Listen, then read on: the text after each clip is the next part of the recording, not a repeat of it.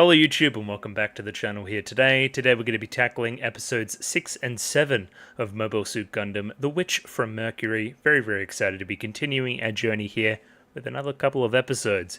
Continuing on from the intrigue of last week, I'll say. First things first, let's frame our conversation somewhat by moving over to the YouTube comments, which is actually this way. And yeah, see what's crack-a-lackin'. Full disclosure, I recorded 4 episodes of The Eminence in Shadow this morning.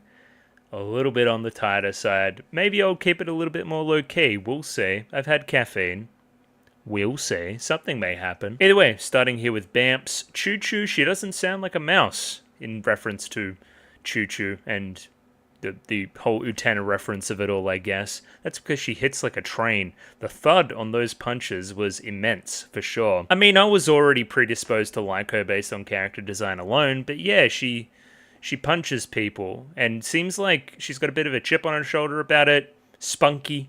We like that in an anime character generally, and a character in general. Just gives a shit. We like that. And again, probably that quick scene with the factory worker types definitely associates her more working class, puts her in a position whereby, like, if you put a character in a position where there's characters that already like her, and you can kind of read the shorthand there, you get the sense that she's a likable person pretty quickly from that. It's kind of like almost like a screenwriting cheat. The vibe there with all those people is that they deeply care about their friends and their community and their people and that kind of stuff. And again, you see that translate over to, as soon as kind of Choo-choo identifies that Soletta is being bullied as well, oh, I can identify with that. I see a sense of community with that feeling. I'm going to be ride or die for her. And then again, things aren't peachy, but they're better. She can see some amount of relatability between the two. And again, I think that goes a long way. It is an interesting discussion, actually. Again, what makes her so likable so fast? Probably, again, a combination of factors that I just said, but it's funny how shows can do that, right? The good ones, anyway. Moving on, here we have Raga Shingo, who brings up a great point, actually. I probably undersold this, or I didn't quite think about it too much in my head to the point where, like, I got the... It means that the power is not on... It's not Soletta that's special, it's Ariel that's special, right? That's the implication here. So let me start from the beginning. In episode 5... we get Elan's second opinion on piloting Ariel. Up until now, we've only seen Soletta pilot it, and seem to do so with no ill effects. So what's the key difference, right? What makes her different? What makes this Gundam different from the other Gund format kind of things in the past? And again, I was probably with you. My early theory was that it was both. It was the connection between Soletta and Ariel. But no, Elan, we see pretty clearly in a Gundam-type machine as of the end of episode 5, experiencing the adverse effects, and then lo and behold, piloting Ariel, nothing, no data storm, no nothing. And again, that's what makes the stakes of this upcoming battle so interesting, right? Elan is a character that's kind of, his entire existence is devoted to this and making this thing work, right? That's kind of, it's implied that he was like cloned or some shit. Like, it would be important to him on a personal, emotional level, even if he doesn't quite understand it, that he gets this done, that he accomplishes the task for his being almost, you know? And again, it explains why he's so mad as well. If my entire purpose is to be this person that can pilot this thing with no adverse effects and make my company $1 gajillion in the process, some rando girl just comes along and does it like that. She gets gifted in his words, kind of this immensely powerful machine. How is that fair? You can kind of understand it a little bit more if you come at it from that perspective, in my opinion. We'll see how all this manifests into episode 6. And then we have our last comment here today from Kasogtha.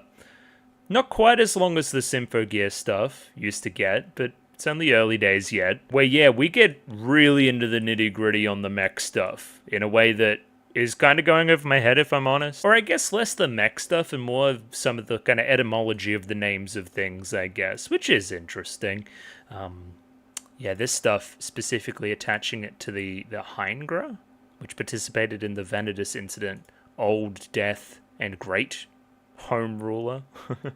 Yeah, okay, yeah, sure. You could see how that attaches itself pretty easily, I think. And then we have phract, derived from the Greek word cataphract, which referred to a soldier in full armor, such as a knight or heavy cavalry. We could see that pretty clearly in the design and speaks to its kind of level of importance in the plot, I guess I would say, up to this point. Yeah, Guel's an interesting one. He does have some, I guess, endearing scenes, I would say. I do like him standing up for Soletta, even if ultimately I don't think that that's the best thing to do in the current situation. And yeah, he ended up being kind of the guinea pig where he was thrown into this new thing and then instantly lost, basically. Just got outclassed. But again, like, confessing essentially to somebody and then they run away, like, that's no good either. He's kind of forced to turn up the sun. There's some fun world building in the background, kind of the use of demi trainers by a lot of the kind of regular people around the place, just kind of integrating that technology into the way that they live. I think that's pretty cool. And yeah, Choo Choo is the strongest presence on planet Earth as it comes to, you know, pure raw strength, you know. Yeah, she definitely landed that fucking punch, I'll give you that. And yeah, centraling our conversation here at the very end of the comment, a little bit more to the future stuff, talking about Elan and all that kind of good stuff. I guess there is something to say for Peel moving in a different direction. Again, the kind of...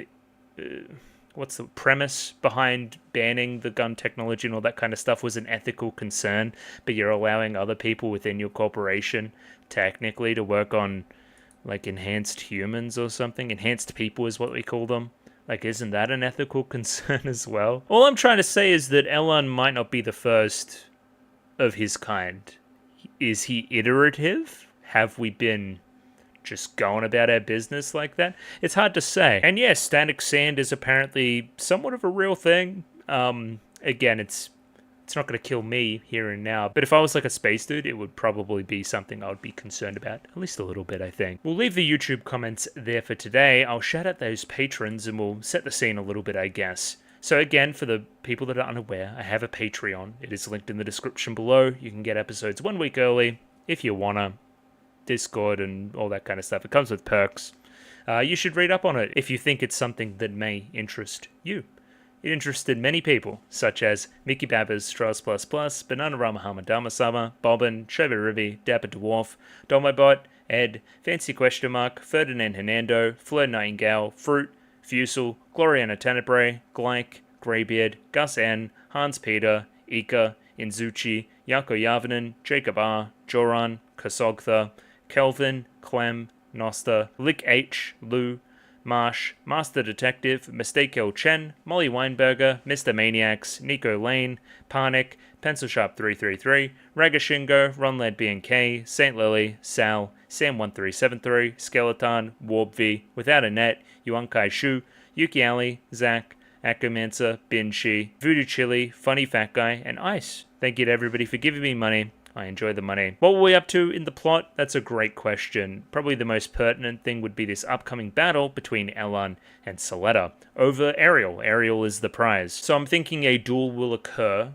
I'm seeing Elan as broadly empathetic eventually. I'm seeing all the characters in the school as broadly empathetic eventually. So whatever we do in the story department will be something that talks to Elan's particular character problem and solving it. That's my broad prediction. It's not a particularly kind of strong prediction either. It's kind of pretty obvious that that's what they're going to do, I think. We have all those side characters still buzzing around. I wonder if one of those will pop off and go on a weird tangent, potentially some episode 7 territory for something like that.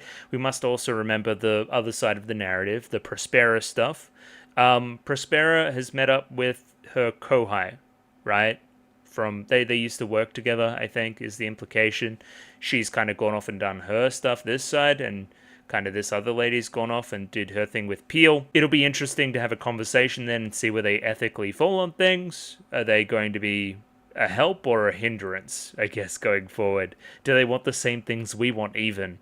Like, Prospera, I think, is broadly looking for revenge in whatever way she can. Is this also your plan for revenge? A very similar thing, kind of reintroducing Gundams and taking over from the inside. Again, as it stands right now, largely unclear. Does Delling know about this? What would he have to say about this kind of stuff?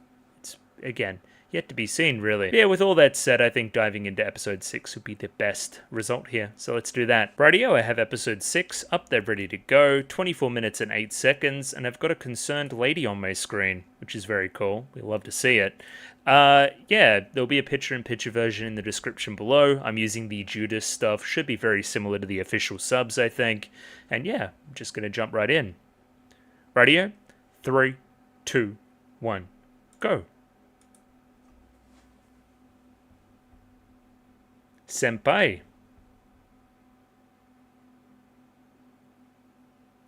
Bell. Okay. Mm-hmm. Okay.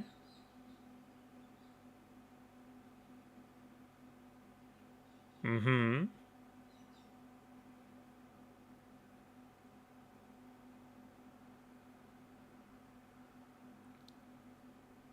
Suspicious.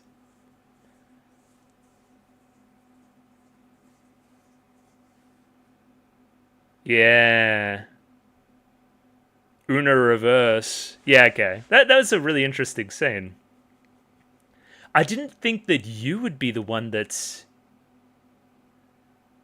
kind of the moral high ground here. Interesting.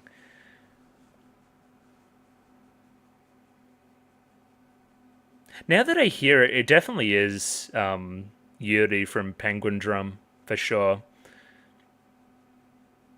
You can hear it, definitely. Sure, it's the Penguindrum. Holy shit, what a show. I don't like shilling for other stuff in other shows, but watch that show. Holy shit. What was I gonna say? Jesus, I'm losing my head. How is everybody? I don't know. It feels like it's been a long time since I've watched the show, even though it's just been a week. It feels like a lot of time has passed.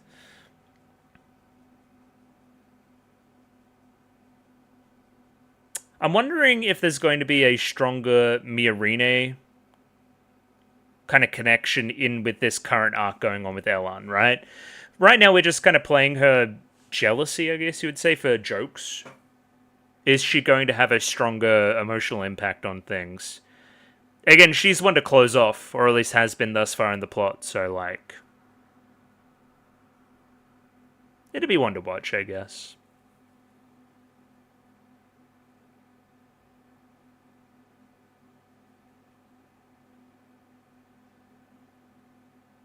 What was that girl's name? Was it Celine or something? When do we get more of her?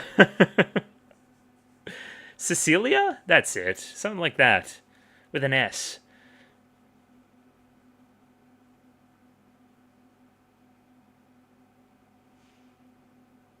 Ooh. Alright, now we're off him. We're off him like crazy. That's funny.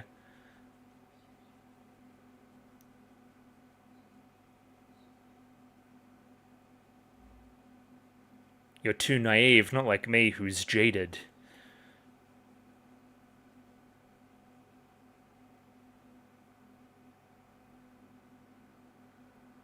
Remember, I'm your kind of bride or whatever. Oh yeah, she's pissed off. Okay, so this is the consequence here. Yeah, because we set up that there would be repercussions. From his father? Don't know, figure it out.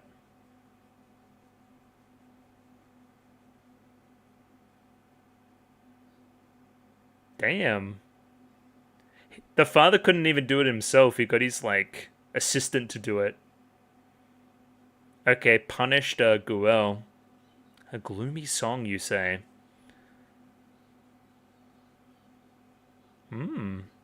Star sign.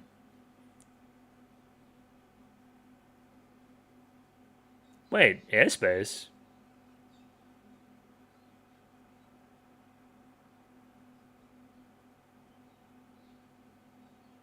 Indeed.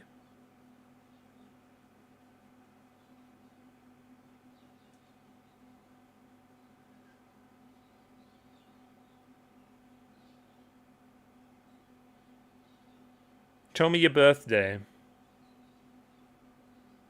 Now you could have something for me, Soletta. Come on now.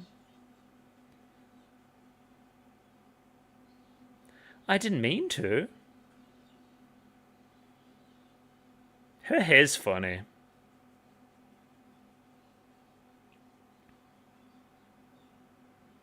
Oh. Harem.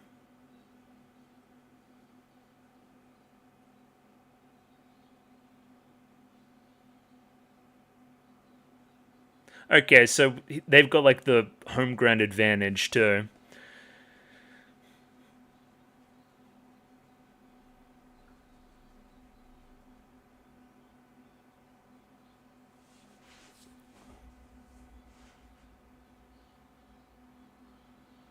We have no money, we're broke as hell. Why is she squatting like that? Why? Eh? Oh, we're building some shit. This is nice and, like, plucky. I like this. Scrappy. I'm not. Nika's cool.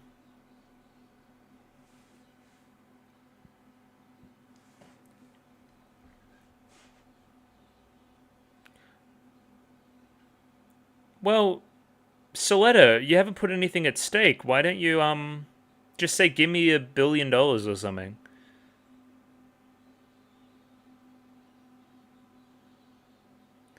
Everybody's literal bank accounts are riding on you. Their hopes and dreams. Okay, what is flame? Oh, Elan. It's like a candle, no? Yeah, he's thinking birthday or some shit. Huh? Moaning? Hopefully not like that.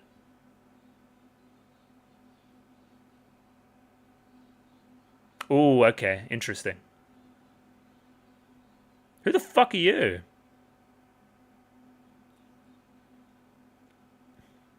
Evil Elan. Yeah. Interesting. Is that an honorific thing? Distinguishing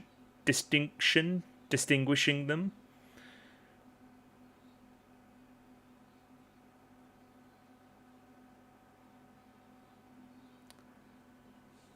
What? Give your face back to you? Whoa, whoa, whoa, whoa, whoa, whoa.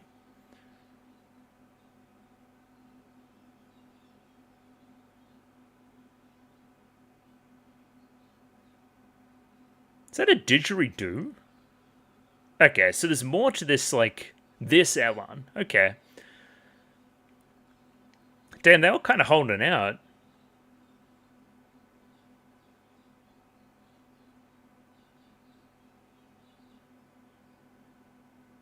Now, this thing has weird ad breaks. I thought it was early. Yeah.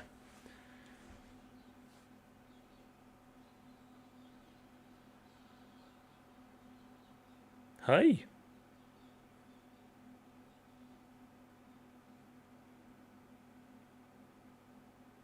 I guess I'm gonna have to be.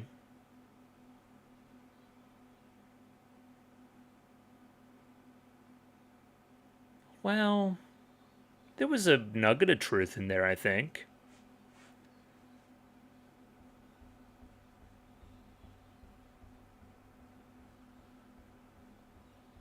Whoa.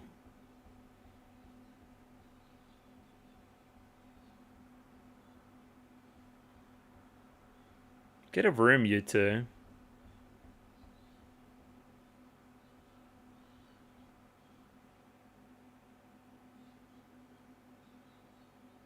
Yes, ma'am. Yes, wife. Right away, wife.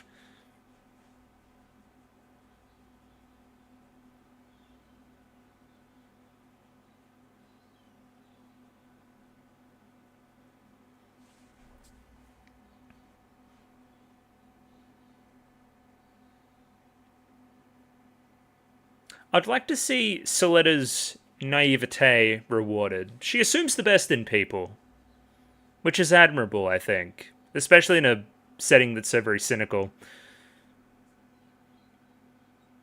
Like fake and real feelings, you know? I want real feelings to win.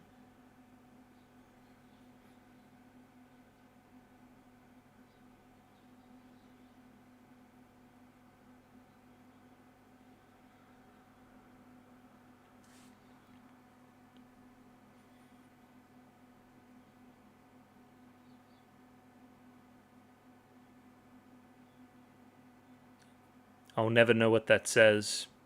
Maybe it said Peel House. I saw a...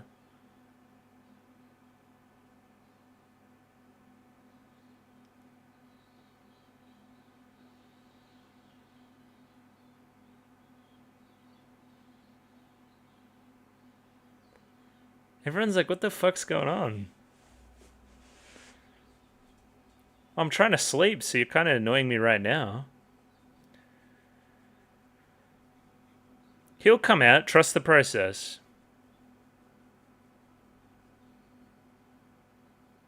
Why are you trolling him?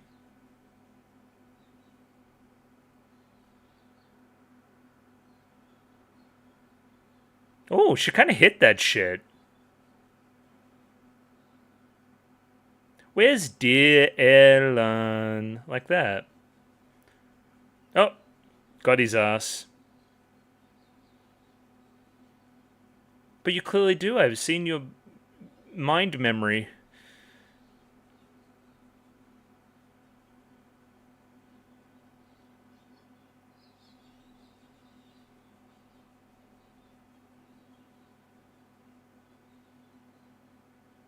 Well, she didn't even hear that. You ended the call. Alright, straight into it, I guess. Are you big birthday people, chat? I'm not. Like, I'm neither here nor there on my birthday. But again, it's important for solidity in the show, obviously. What do you... I'm looking for the cash, baby. That's what I'm looking for. Come on.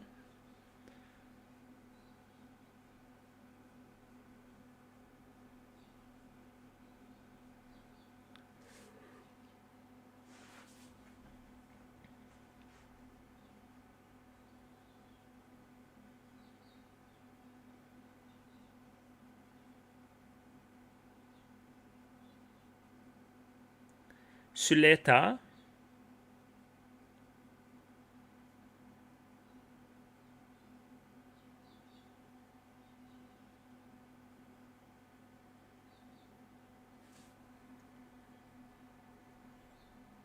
We definitely love our, like, sci-fi bullshit.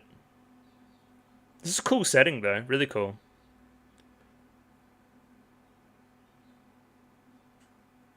Loud in the back.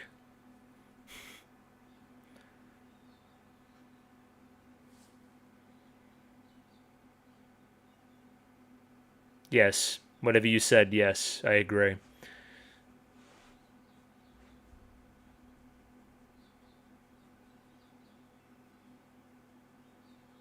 Shadik.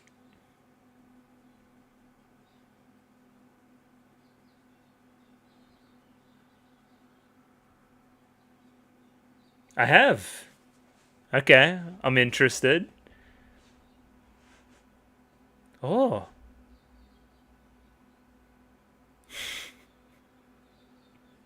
Why are you smiling about it, though? Come on now. I know.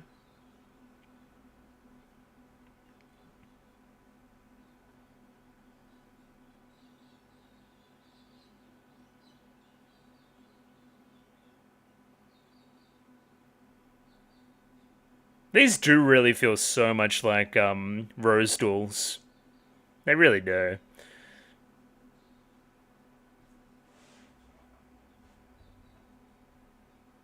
Well, that's nice.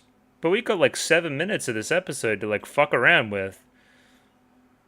I'm not trusting the process here at all.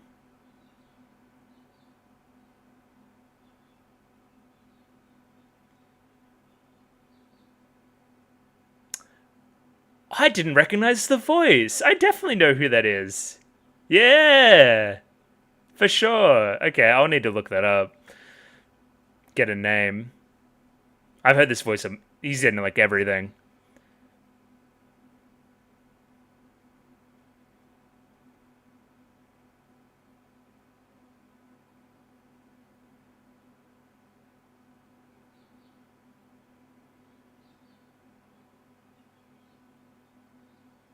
Gunbit.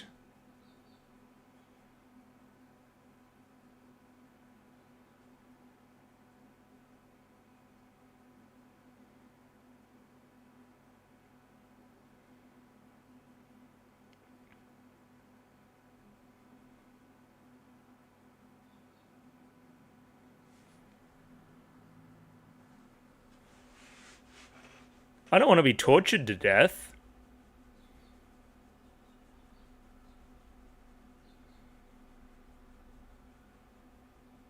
Whoa.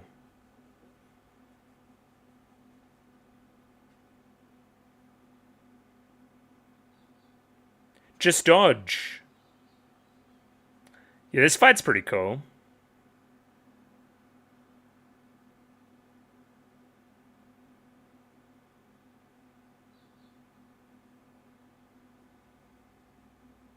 Okay, saved his ass.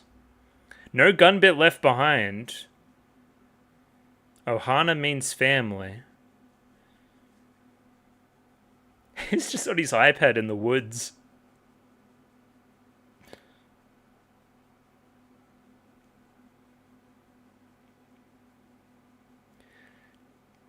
Those of you that are smart in the audience have probably realized that this battle is like a metaphor for Alan as a character. Playing hard to get, running away, keeping his distance.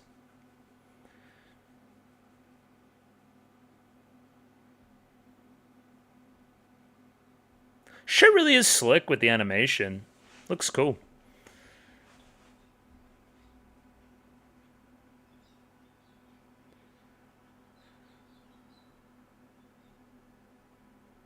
The fuck are those?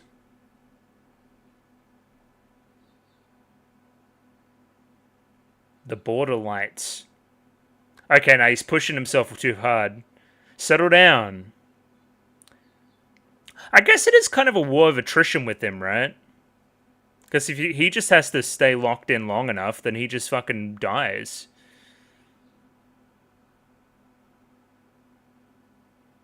But I mean, that also doesn't feel good. I don't want Ellen to die.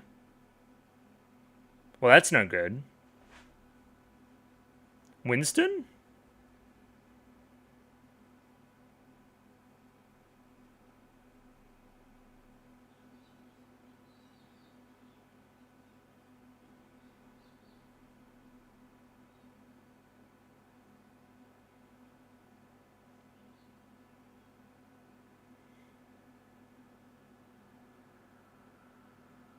Oh shit. Yeah, right. EMP.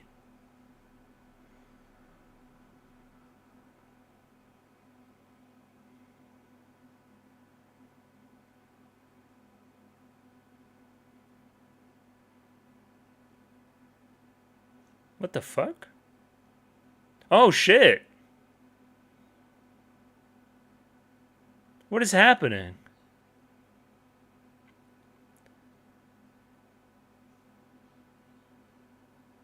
We mind flooded his ass. He's done. Alright. Easy as fuck. Never even close for a second.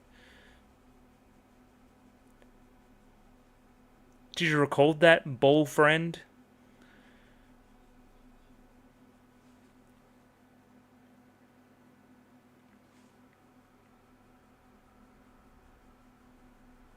Okay. What of Alan?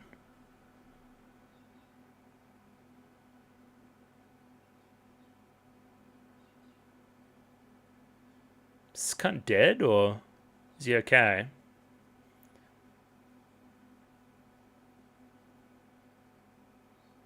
Ooh, flashback. Actual mum. Ooh.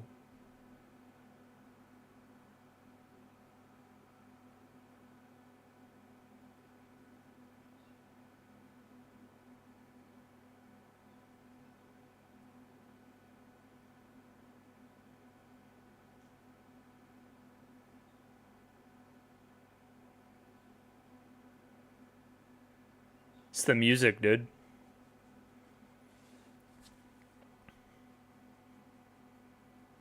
Mm-hmm.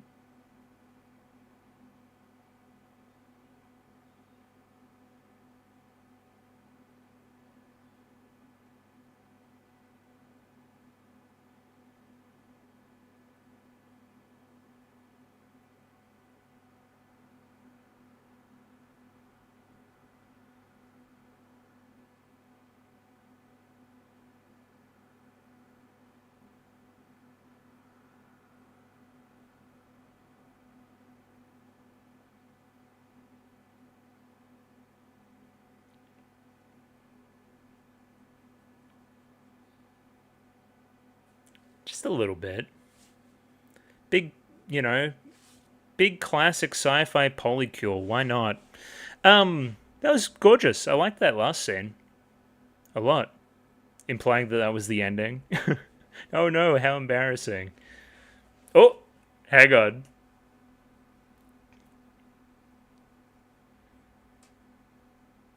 It should be.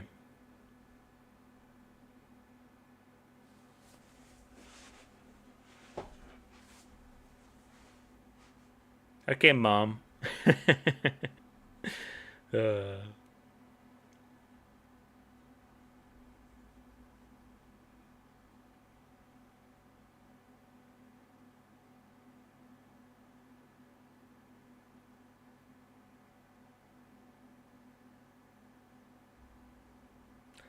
this is a great point.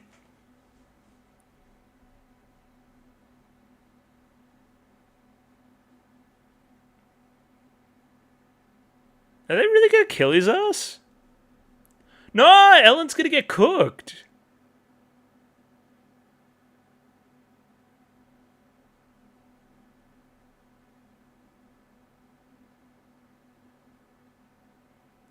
Well, I guess I didn't really think about the consequences, huh? At exactly 10:10. What could it all mean?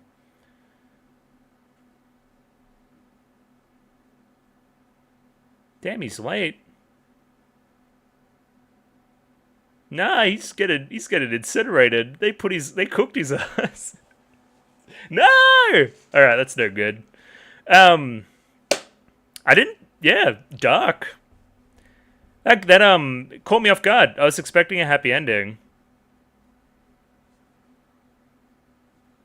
Um I'll have quite a bit to say about that episode. I think there's some pretty neat stuff in there.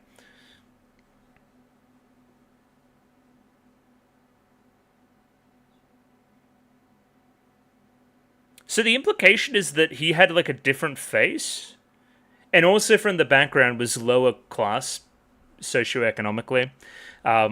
Therefore, we need somebody to use to like have his face and to like literally like murder this child, push them to their absolute limit in the Gundam. Yeah, okay, I'm kind of reading between the lines there a little bit. How will Soletta react? And again, Prospero knew that immediately. She straight up called it out. She's like, "Which kid are you up to now?" Oh shit, the shade. Also, the general motif around like the sun and like kind of even rotating around the sun for like a year for her birthday. The birthday candle, the searing heat of whatever killed Ellen right there at the end. It's a pretty clear motif as well. What about next? Shall we Gundam? I don't know, you tell me. Oh, well, he's dead. It's no good. Damn, they really got his ass. Alright, we'll move onwards and upwards with episode 7 regardless, though. And yeah, episode 7, up there ready to go. 24 minutes and 8 seconds on this one, so sync up accordingly with your own copy. I have the Judas file set, and there's a picture-in-picture version in the description below for if you want it. I don't know why I stumbled there, but anyway. Let's give it a 3, 2, 1. Radio? 3, 2, 1. Go.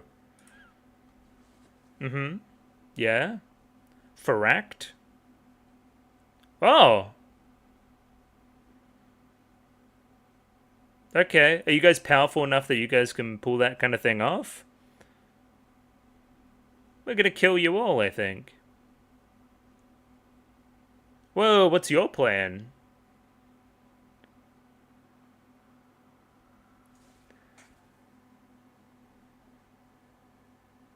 Oh, okay. And that's Shadik's bro. That's like his kind of gang. Interesting. There's some illegal teaming up.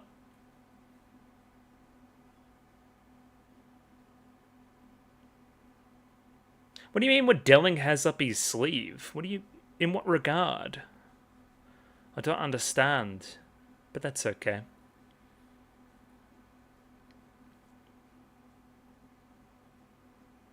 Damn, they cooked Ellen.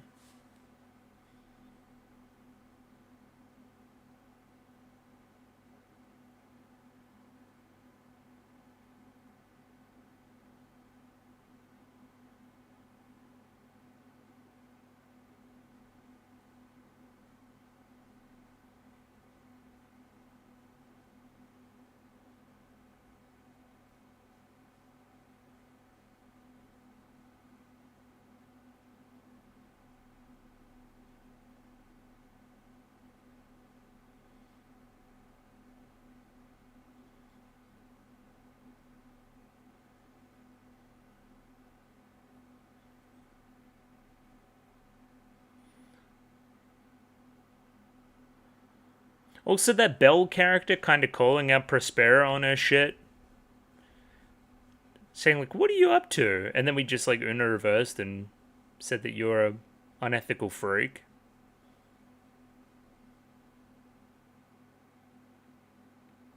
Yeah, but Ella never showed up again. Was she building a fucking Gantt chart there or some shit?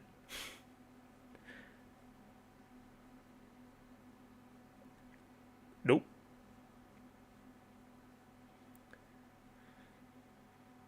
Being a protagonist.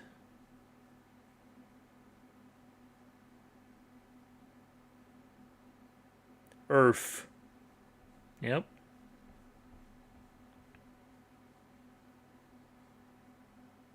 Yeah, but you care about Soletta, though. You do. I've seen it. So you don't care about one thing. What are we being invited to? What?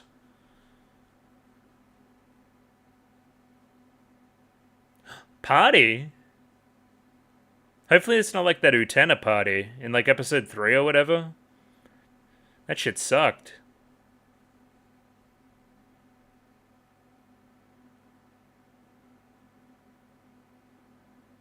She's a bit obsessed. Oh, I never did look up the voice actor. Oh, it's like Shall We Dance? Shall We Gundam? Oh, okay. This is... Yeah, this will be cute. Sure.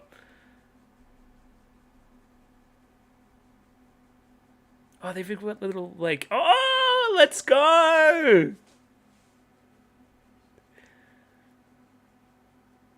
Okay, you two. Okay. She's fucking tall as hell. Oh, we doing... Yeah, okay, sure. I thought you were gonna slap her in the tit. Okay.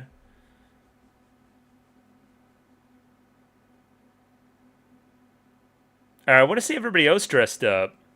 Come on now. Look at this freak. Alright, so it's like part conference as well.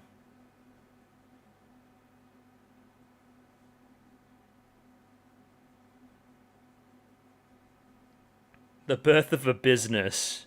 How beautiful.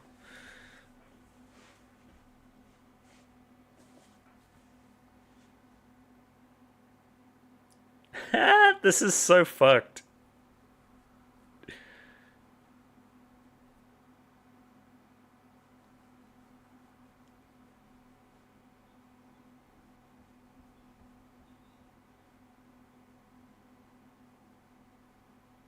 I demand to know where everybody else is.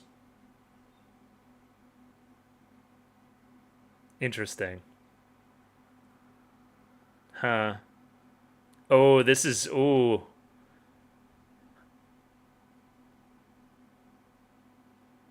Interesting.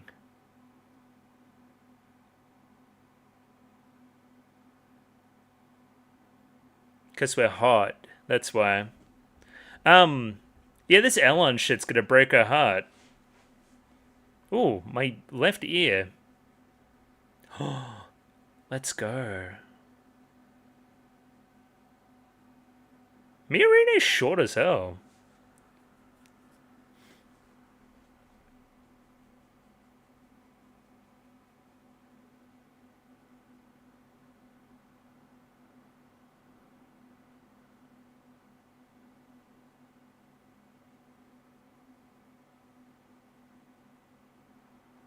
Interesting.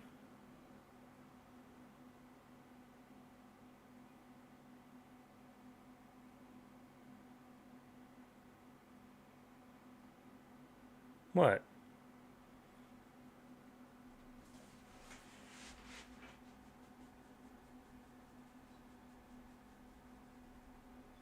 Come on, drink boy, give me a drink. That's an interesting development. I didn't think that it would be like that. Well, you liked it before. Okay, so you have seen Mum in the stupid helmet. That was something I was thinking about.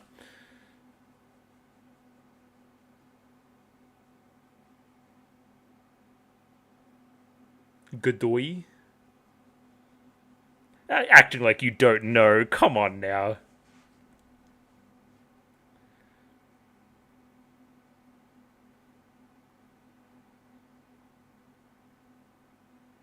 Prospera might strangle you here and now. Just watch out.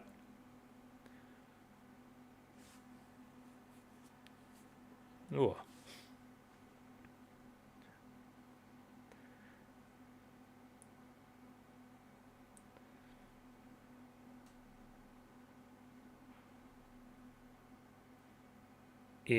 Yeah, wait, you didn't know?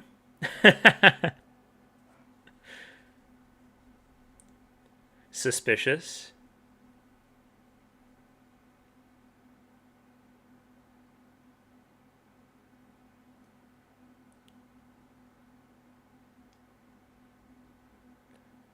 Prospera, take a day off, buddy. I don't think you're gonna get along with him.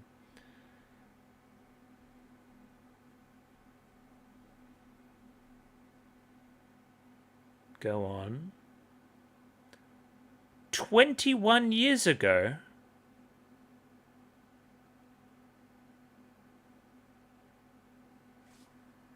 We'll park that. What? It's to do with your mother. Come on now. Well, yeah. But I'm inclined to believe that as well. Oh, here we go.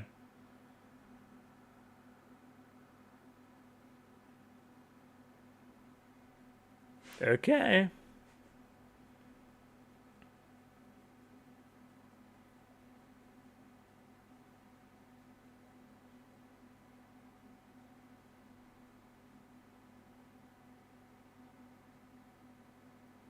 What about him?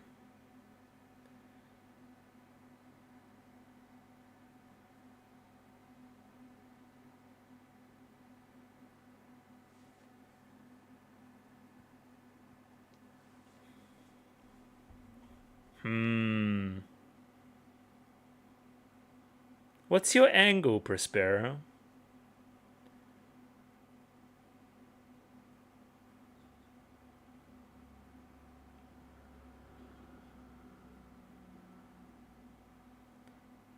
Wait, are you just clumsy? Pathetic.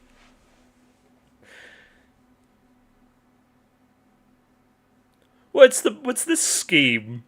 What are we doing?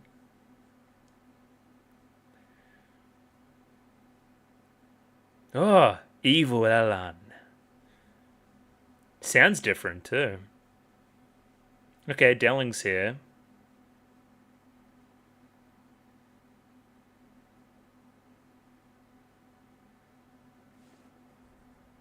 Yeah, these episodes are jam-packed. That looks yummy. Hold up. I've actually got pork belly in the oven, so if my alarm goes off, that's why. Oh, thank you, Shadiq.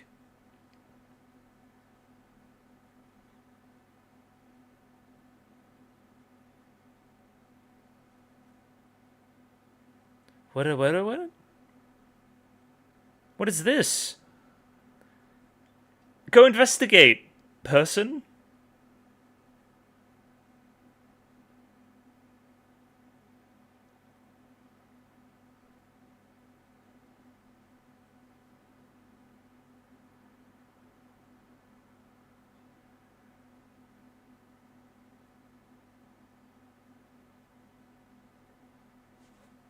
Okay, he's doing a decent job acting thus far.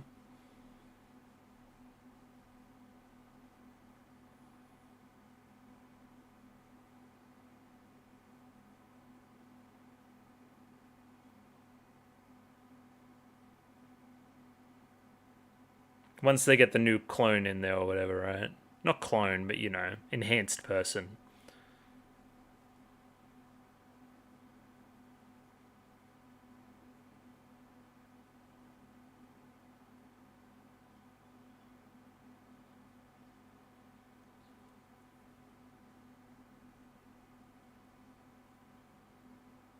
Uh, what is the Jaturk plan too? What is that?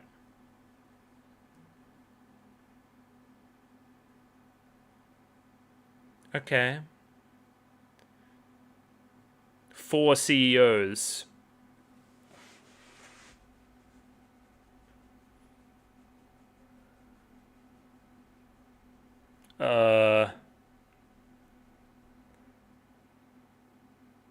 Soletta's prom queen. She did it. Or king. I don't know. Depends on your perspective. You better don't face that hand down and do that action. That's all I'm trying to say. Elon Musk areas. We don't like it. Wait, oh, shall we Gundam?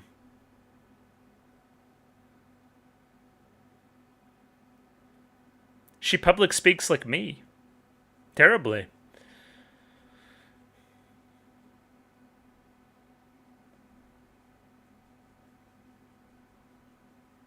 Okay.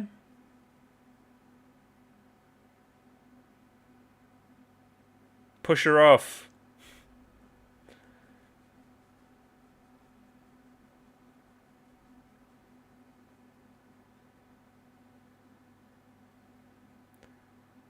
Why do you guys always talk about my mobile suit?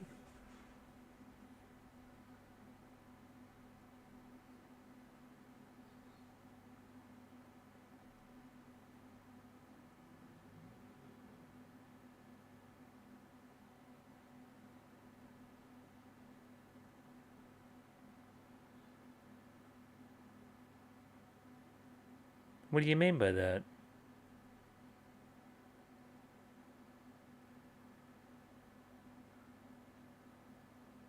What?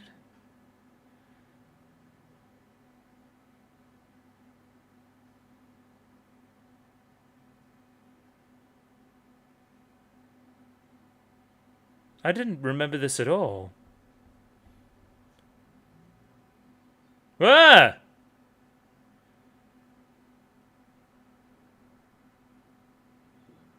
What? Okay, you got fucking... You got Danganronpa'd?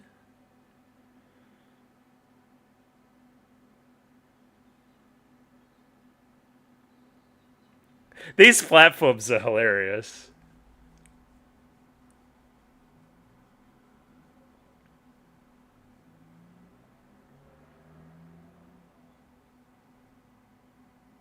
But you made a Gundam too.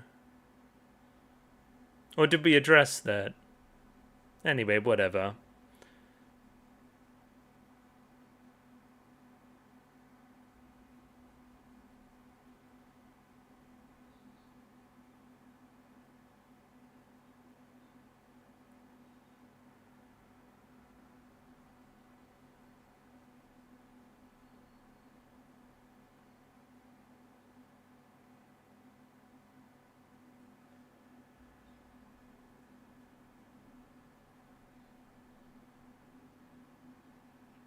Okay, you got Una reversed.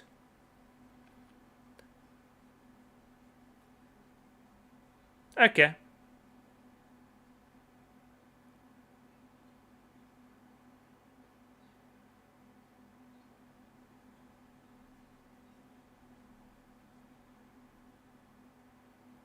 Prospera's got something locked in. I'm sure about it.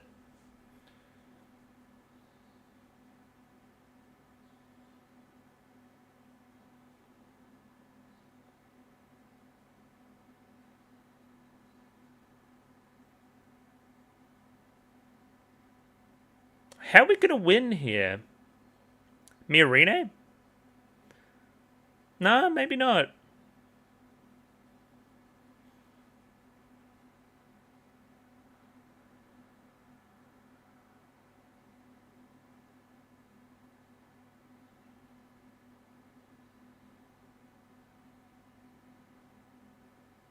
Yeah. Now she's back again.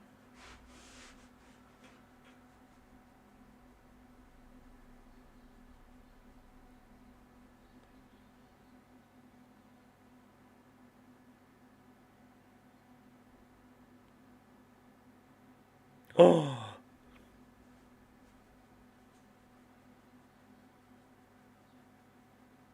Is everybody mic'd up? I always think about the logistics of these kind of scenes. Whatever, it's sci-fi, it's fine.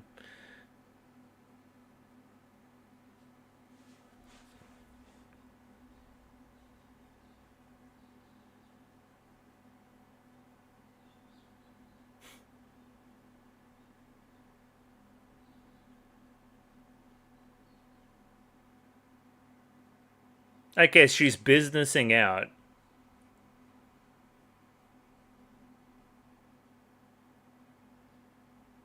I see, okay.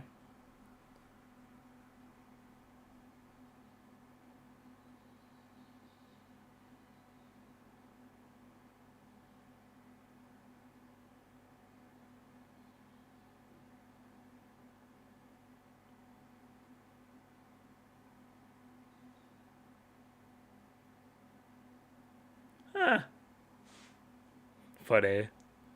Gundam Incorporated.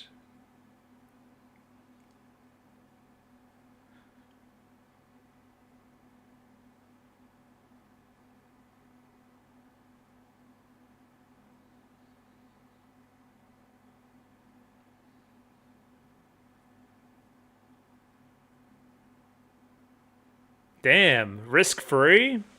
Only $240 billion?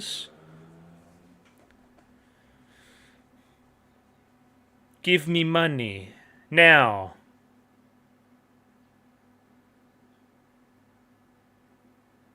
Damn. We need somebody, come on. Nobody's moving. They're all ready to invest.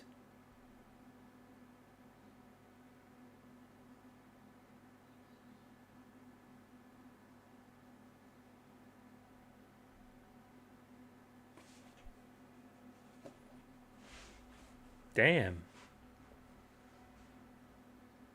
Come on now. What's going to be the straw that breaks the camel's back here? Feet? Sure. Okay. What are we doing? She's fucking legging it?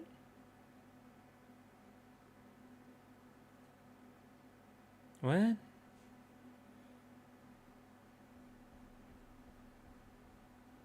Sure.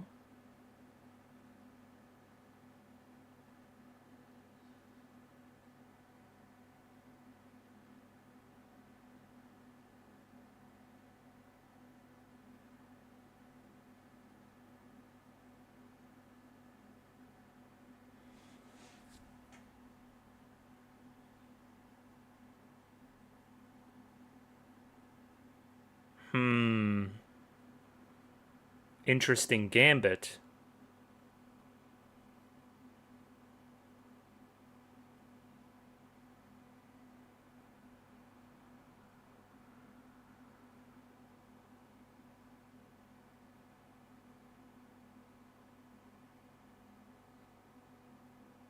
Okay.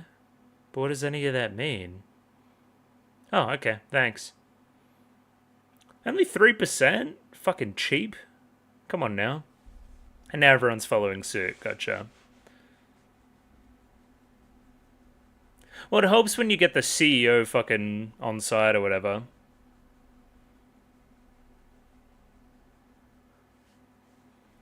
So casting your pride aside is interesting. Also, again, the combination of both like part of Peel and Shin whatever. Shinsei, I believe.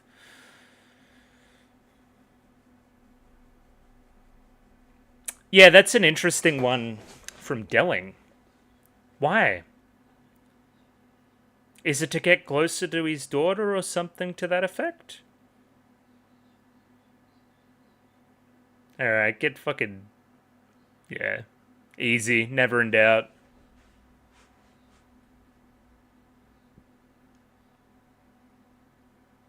Wonder what Mum's gonna think.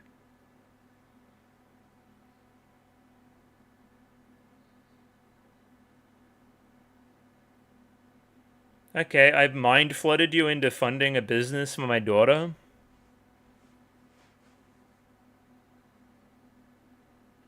This is the worst meeting of the in-laws ever.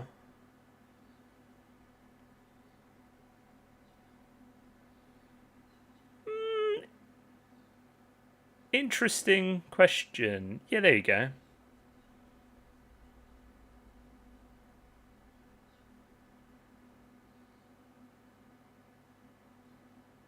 Indeed. I mean, I knew that as the audience, but she didn't know that.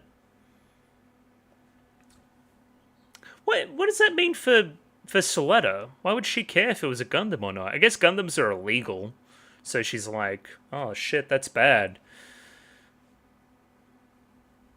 May lead her to ask some questions about what she knows about Gundams. Like, she knows that they hurt people, potentially. Data storms and whatever. That's not happening to me. It may lead her to some, journey of self-discovery, I guess. Delling's fascinating. That scene with Delling and Miorine. Something about running away and something about going forward and gaining two with what Miorine did there as well. She cast her pride aside and did what needed to be done. But yeah, the Delling side's more interesting for me. Is it like a half-hearted, I want to reconnect with my daughter type shit? Because again, he's opposed to... Well, no, he was opposed to Gundams insofar as it made him money. But maybe there's more to that with, like, his dead wife or something? Yeah, there's more to that and the decision that Delling made there, I think. That Prospera Miorine scene, too. Intense.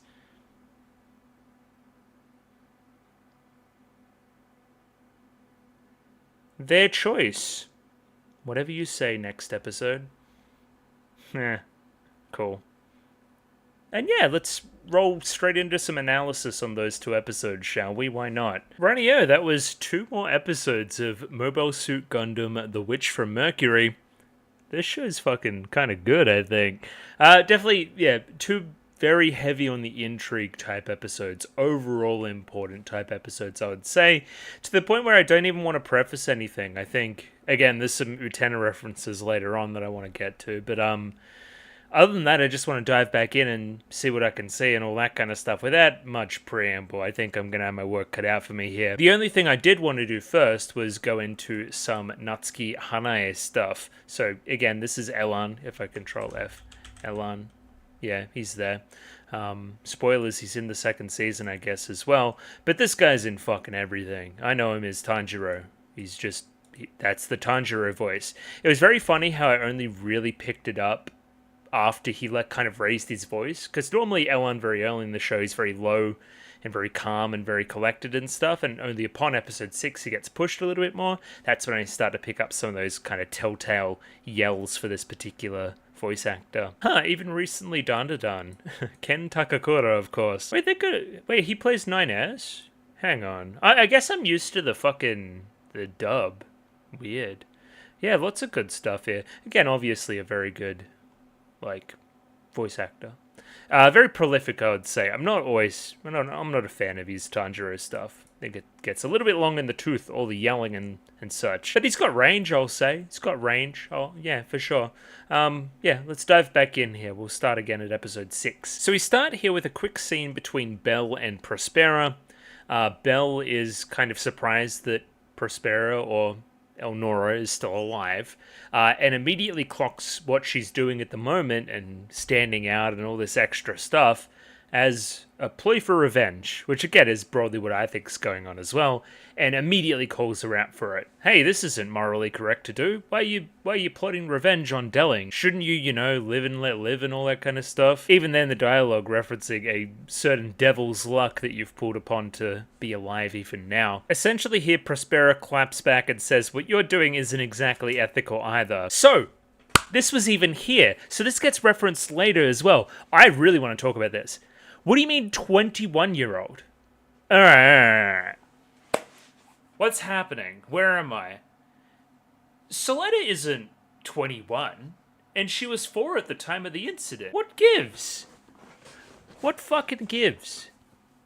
What do you mean 21? That doesn't make any sense. How is Soletta 25? She was 4.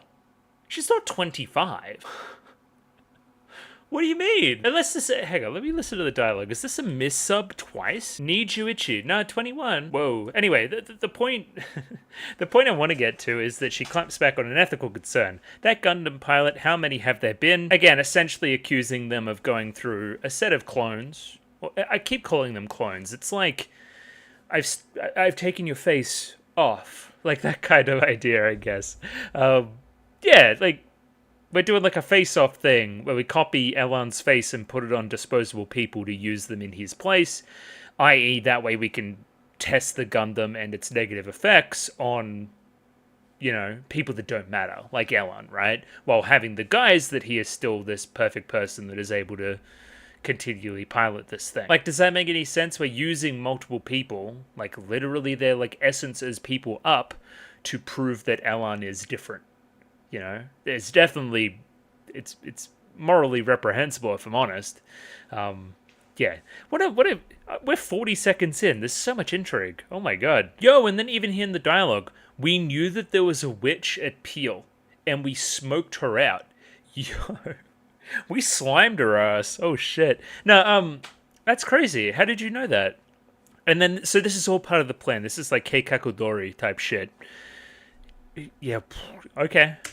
This shit's crazy. Oh, that's frustrating. I had the wrong framing. Oh, I was really zoomed in for that amount of time. Whatever, you guys kind of get what I'm talking about, I guess. Whoopsie. Point being, this episode and its subsequent follow-up episode are probably lesser because they have less choo-choo in them, which is kind of what I was trying to say then. We got to get her involved again somehow, but I don't know quite how we're going to do that. But basically in this scene, we've revealed to everybody what Elan said and the repercussions going forward. Miorine does a little bit of I told you so type stuff, which again, as always, for me personally, I think comes from a place of jealousy, even if you don't know it yet, of course. Also building up this broad theme between Miorine and Soletta of like cynicism versus naivete that I've kind of talked about already as well. Which one is ultimately better? Should we assume that everybody's operating in bad faith or good faith? Is some kind of balance between these two extremes probably a valid perspective going forward? Yes. Sometimes you should, exercise a little bit of cynicism, but at the same time, you shouldn't always assume that somebody's out to get you either. There are pure-hearted people in this world, and we should again reward them for doing so and continuing to be pure-hearted. I think that's a good thing to do. Yeah, she's mad. That's funny. And then on the other side here we have Guel getting kicked out. We didn't really catch up with him again. It seems like he's tenting out in the woods, which is interesting because again, Miorine's in the woods, kind of. So maybe they'll see each other. That could be a connection. But yeah, his dad's kicking him out for basically being a failure, which is fair enough. I do like that scene later on where he's just on his iPad watching the kind of fight go on. I think that's quite funny. It's kind of stupid. I like it. As a result, we have Guel's younger brother, Lauda, Lauda, Lauda? Sure. Ladder in the back, as I said during the reaction as well. But he's going to be like the kind of Juturk guy now, at least for the plot purposes. Again, if he fails, much like his brother, and gets kicked out too, it'd be very interesting to see where the plot goes from there. You can't have no heir. You can't have two sons exiled. Like a lot of things in the show, I think there's a class element to them as well. Again, kicking you out of your home of luxury. Look at all the fancy beams and the setting back here and all that kind of stuff. Like, we're kicking you out and we're making you rough it in the woods. That's kind of fun. I like that kind of dichotomy between those two extremes. Again, something, absolute power corrupting absolutely to the point where somebody can end your life of luxury just like that, you know? And again, this general theme in the show of bad parents, too. We're not quite at Ikuhara levels of repetition and reinforcement and that kind of stuff, but we're kind of there. I do like how us as an audience are now familiar with this process to the point where it's like, well, what are you staking and what are you staking, right? It gets a real rhythm to the contests, if that makes any sense. Like, in that same way, I like that oath that we do at the start of the battles as well. Again, just helps centralize things. A little bit of comfort in the Sea of Chaos, I would say. Right here we have Elan kind of staking what he wants from Soletta, which is Ariel, obviously, while Soletta doesn't know what she wants quite yet, and kind of takes her the course of the episode to figure out what it is she even wants from Elan, right? Soletta's an interesting one to follow through this episode, right? Because us as an audience, we can see her being naive with Elan in the early episodes of the show, right? You like him because he's being nice to you. Also, he's like kind of a pretty boy. Again, I'm probably not the best person to ask on the subject. Point being, like, we're like, oh no, honey, no, don't do that. You're getting manipulated. And then she finds out she's getting manipulated, but still doubles down on wanting to know more about this person. Despite the betrayal, she still agrees that the feelings at the core of it was something that should be kept, I guess, right? I do want to know more about this person. Even more so now that I see some of the turmoil in his eyes and the stuff hiding and all that other kind of stuff. I just think it's interesting that after the facade is broken, the attraction remains. It's an interesting distinction. Maybe she just thinks he's hot. I don't know, fair enough. The show here is even getting a little bit fourth wall-y with its kind of reverse harem type stuff. Like, everybody's all obsessed with Soletta. Again, much like many other of these kind of harem type shows and so forth, it's like, what makes this particular character special? Obviously, in Soletta's case, I believe it's Ariel. Ariel is her, unique identifying factor. I wonder if this will get tested. Her uniqueness and her power in the narrative will get tested if she is ever separated from Ariel for whatever reason. Another interesting twist here that I honestly thought would be a bit more of a thing was that we're doing this duel in a weird location. We're essentially going out front of the school and battling out there in space. Again, Soletta doesn't have any experience in that kind of combat arena. She doesn't even have the thruster unit or the booster something. Thruster unit, there we go. It's required to actually move out there, and she doesn't have it, so pretty bad. This doesn't end up being much of a thing though. She kind of just gets over it.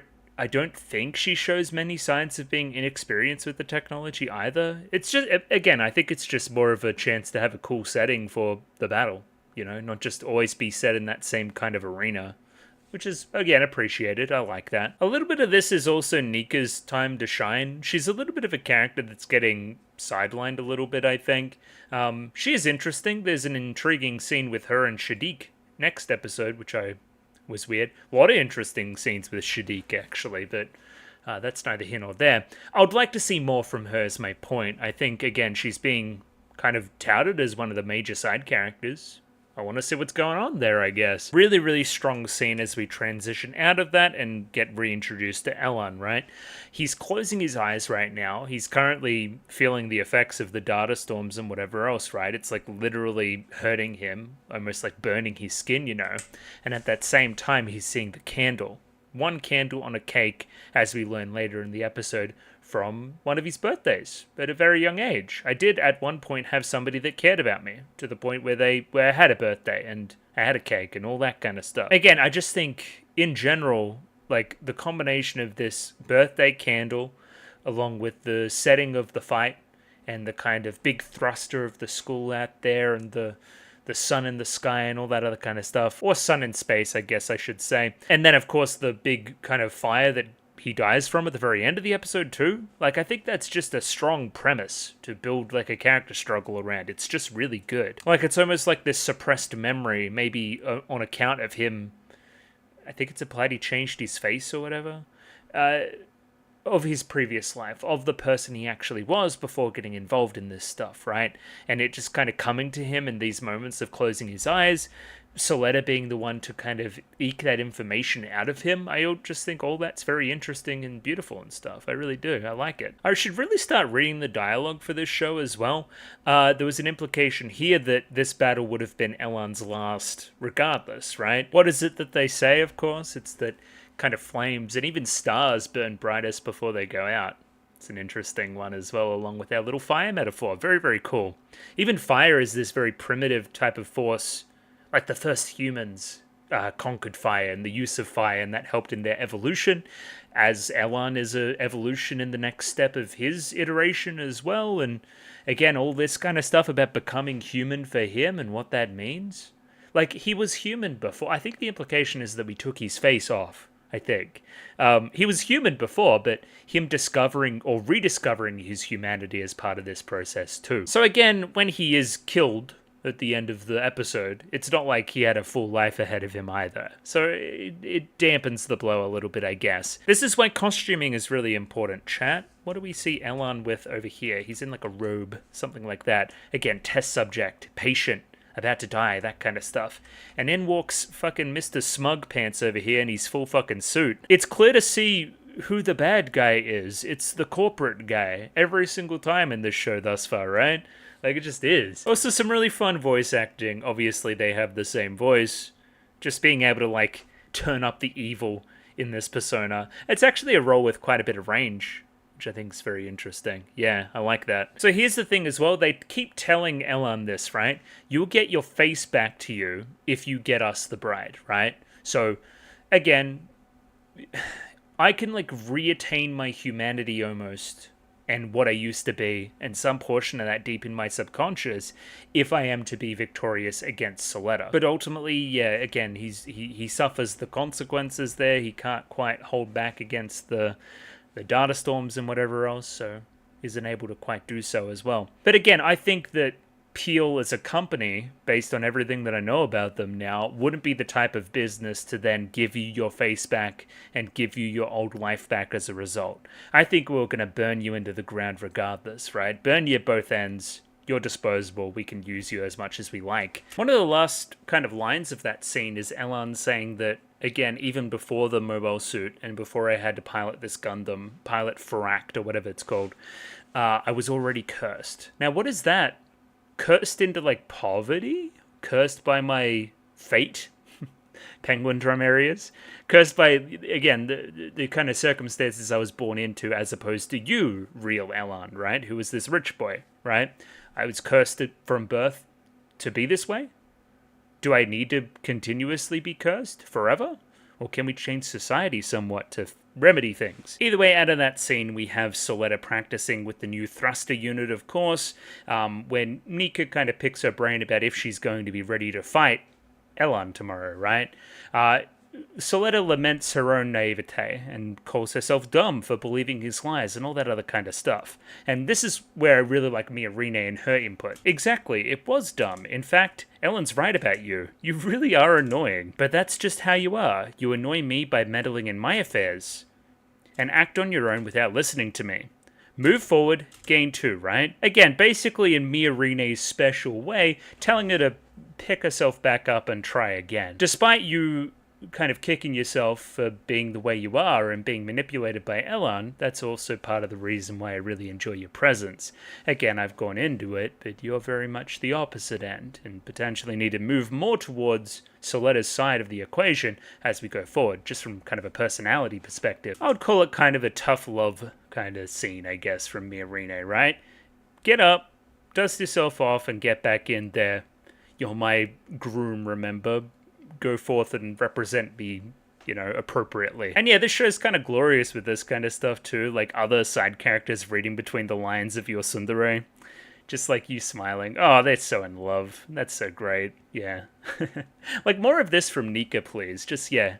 Always that kind of knowing smile. I didn't get this kind of indicator from the scene that preceded it, but this kind of spurs Soletta to go over to Elan's house, Sarah's house, Peel Technologies' house, whatever you want to call them, and see if he's there and get his input on something, right? Essentially, again, maybe taking that move forward and gain 2 type energy into this, right? If I go confront my problems now, you know, it'll make me stronger as a person. I'll also get that kind of baggage out of the way before the fight tomorrow, right? It's interesting that he has this kind of reputation within his own house as this kind of ice prince type character. Again, I wonder how much of that is attaching itself to this version of Elan or Elan's actual persona, because he seems way more uppity in the brief times we've seen him, the actual him since, right? So again, is this clone icy, or is Elan actually icy? It's unclear. Either way, they don't think that Soletta's going to get his attention. And Elan's just having a little nap here, fully clothed, which I think is quite odd, but he's an odd kind of guy.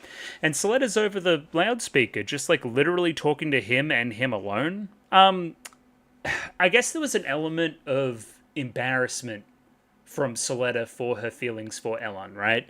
And kind of the reveal here that he was kind of using her, and again feeling like, oh, everyone's laughing at me behind my back, kind of, right? It would be an embarrassing type of thing to happen. So I think it's powerful when Soletta goes to a different house, goes to somewhere where she isn't belonged, and literally hijacks the loudspeaker. Like, everybody can hear these like professions from her, right? I also think tie this into some of the episode 4 stuff where she was getting bullied by the other girls.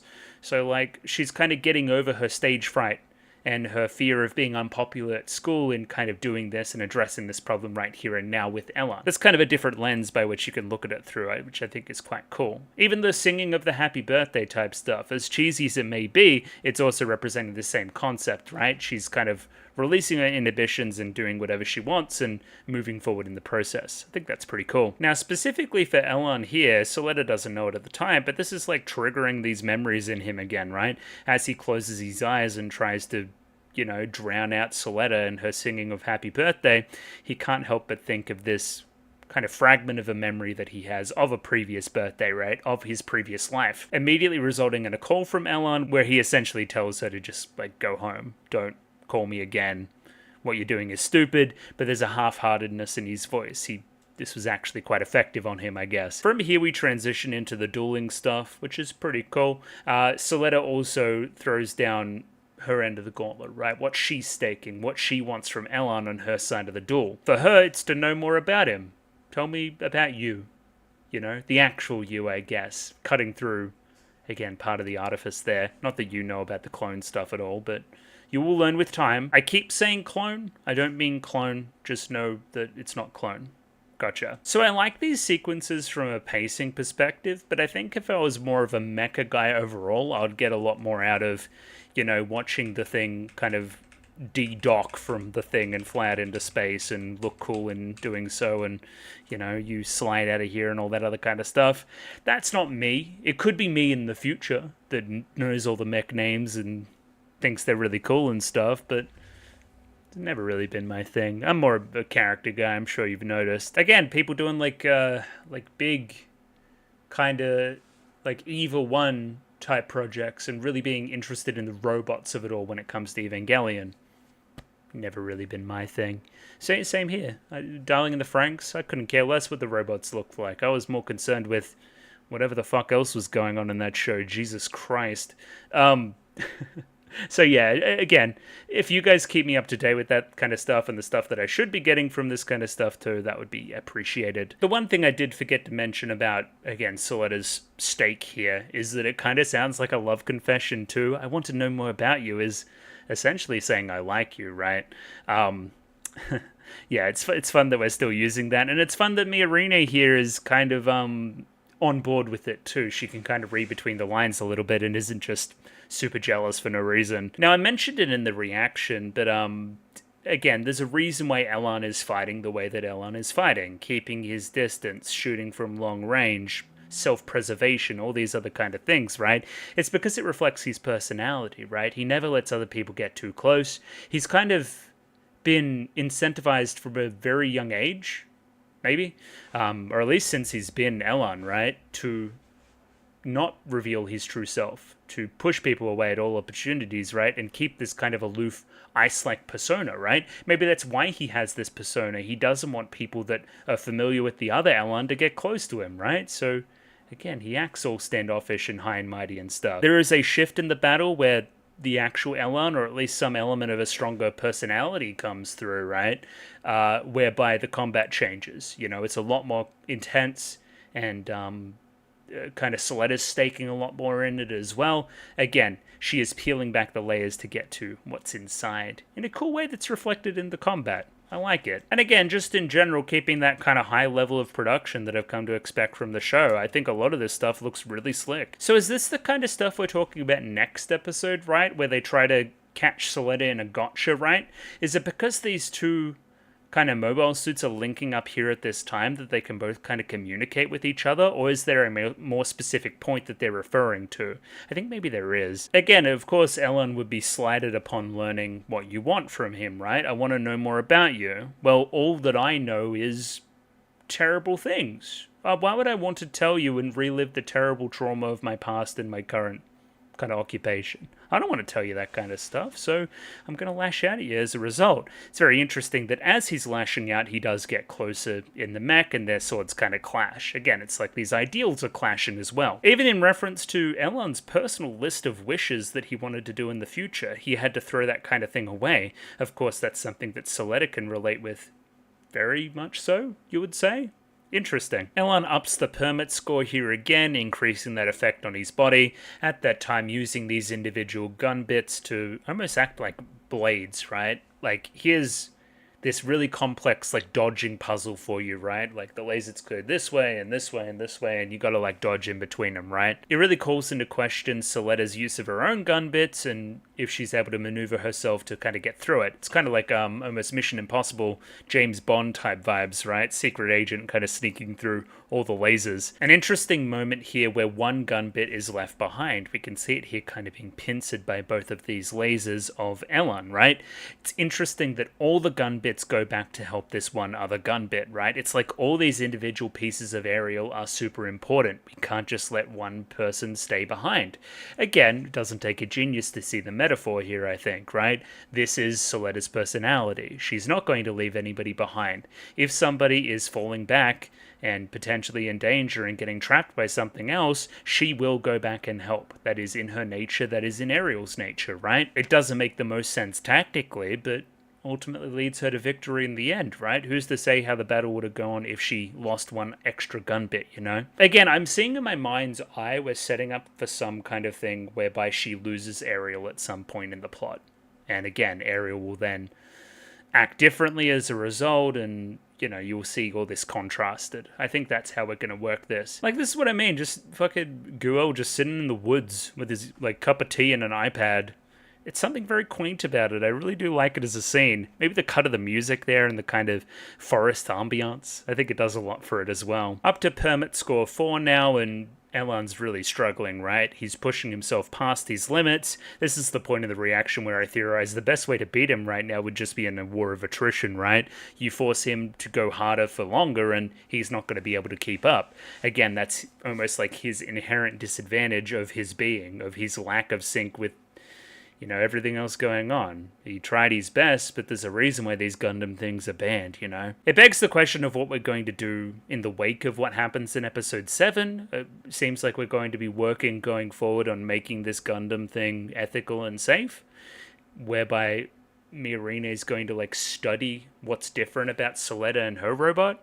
That's interesting. The tables turn slightly right here as we push towards the ending, right? Whereby there's a moment where Soletta protects herself with a bowl. Is this what they're referencing later in episode 7, maybe, too? Again, this really feels like kind of what we were saying, the candle burning brightest right there at the very end. This is like Elan's last gasp before, you know, passes away. Yeah, okay, is this what we're talking about? The weird fucking space child type shit? Her, like, falling through the air and all this. And, like, the kids laughing? Yeah, there's definitely a lot of emphasis put on that moment, right? There's a big sweeping shot to it as well, right? Like this, into child in the air, into you, like, hearing laughing. Is that, like, memories of your past or something to that effect? Either way, this, like, nerd kid's interested too, and he's always, like, switched on about this shit. He's called out both of these kind of mobile suits that we've seen in the show as Gundams as he's seen them, right? So if he noticed something and told Ball-chan here to fucking record it, then it must be of import, you would imagine. Q, probably my favorite scene that I saw today in this kind of session.